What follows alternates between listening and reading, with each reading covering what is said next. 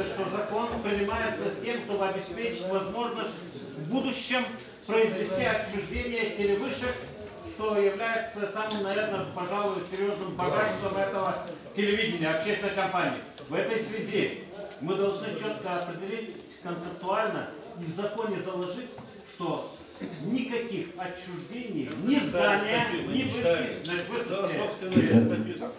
нет, без принятия отдельного закона, это не одно и то же.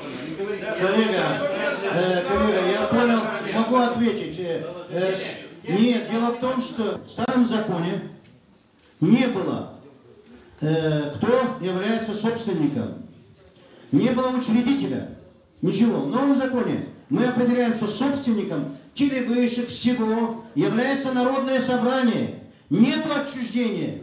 В старом законе можно было отчуждить, потому что это не было зафиксировано. В новом законопроекте мы предусмотрели, что это собственник народное собрание и передается все в оперативное управление только. Это первое.